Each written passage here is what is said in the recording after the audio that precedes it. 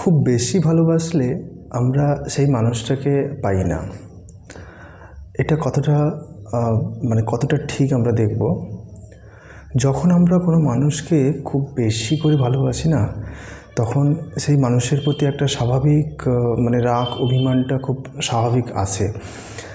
এবং রাগ অভিমানটা আমি যাকে ভালোবাসি সে সেটাকে কীভাবে নিচ্ছে সেটা কিন্তু খুব ইম্পর্ট্যান্ট। কারণ সে যদি সেটাকে খুব বেশি ভালোভাবে না নেয়, সেক্ষেত্রে সম্পর্কের মধ্যে একটা দূরত্ব তৈরি হবে। আমি নিশ্চয়ই রাগ অভিমান করছি, সেটা অবশ্যই সেটা ভালোবাসার জন্য বা খুব বেশি ভালোবাসি বলে। অনেক সময় খুব বেশি রাগ অভিমানটাও অনেক ক্ষেত্রে কিন্তু সম্পর্কর মধ্যে দূরত্বটা বাড়িয়ে দেয়, এবং সেটা কিন্তু অতিরিক্ত ভালোবাসার জন্যই রাগ অভিমানটা আসে, কিন্তু সেটা অনেক সময় সম্পর্কের জন্য কিন্তু ভালো নয়।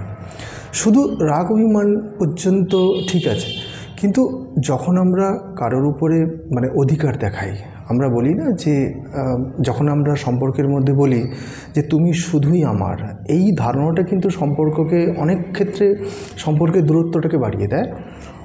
আমরা যদি বলি যে আমি শুধু তোমার, সেক্ষেত্রে কিন্তু সম্পর্কটা আরও সুন্দর হয় এবং খুবই অর্থবহ হয়।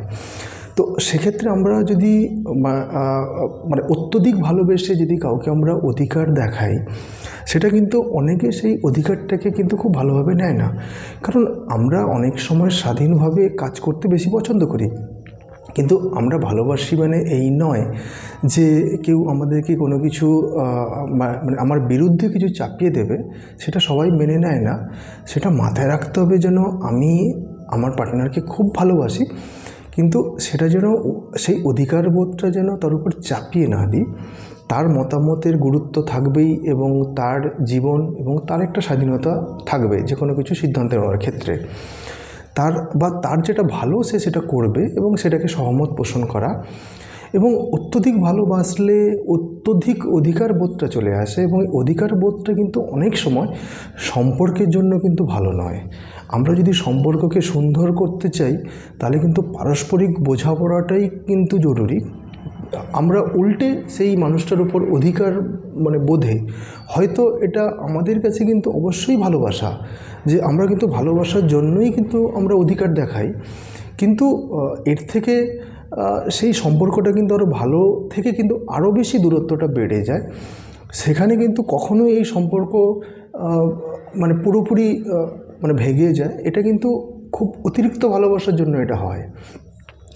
তো এই ধরনের জিনিস আমরা প্রতিনিয়ত দেখি যে সব কিছু যেন একটা বোঝাপড়া, পরস্পরের মধ্যে যেন একটা আন্ডারস্ট্যান্ডিং যেন থাকে যে কোনো কিছু সিদ্ধান্ত নেওয়ার ক্ষেত্রে।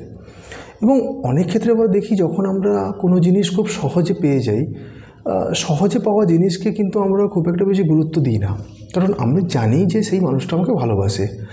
এই ভালোবাসাটা এতটা স্বাভাবিক হয়ে যায় যে আমাদের একটা স্বাভাবিক প্রবৃত্তি থাকে, যেটা আমরা সহজে পেয়ে যাই সেটাকে আমরা গুরুত্ব দিই না।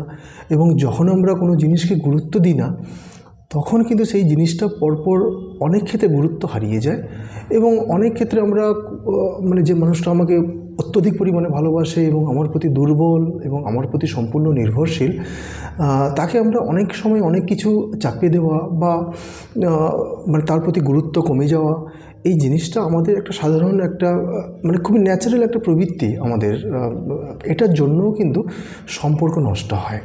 তো আমরা দেখেছি যখন কোনো কিছু যখন দুজনকে যখন ভালোবাসে, সেখানে কিন্তু কখনো সমানভাবে ভালোবাসা থাকে না। একজন খুব বেশি ভালোবাসবে, আরেকজন হয়তো একটু কম, কিন্তু ভালোবাসা কম বেশি থাকতে পারে, কিন্তু বোঝাপড়ার মধ্যে যদি সাম্যতা না থাকে, তাহলে কিন্তু সেই সম্পর্কটা কখনোই এগোতে পারবে না। সেটা যত বেশি ভালোবাসা থাক, সেখানে তত বেশি সমস্যা আসবে, এবং বোঝাপড়ার অভাবেই কিন্তু সম্পর্কতে মনের দূরত্বটা পরপর বাড়তেই থাকবে।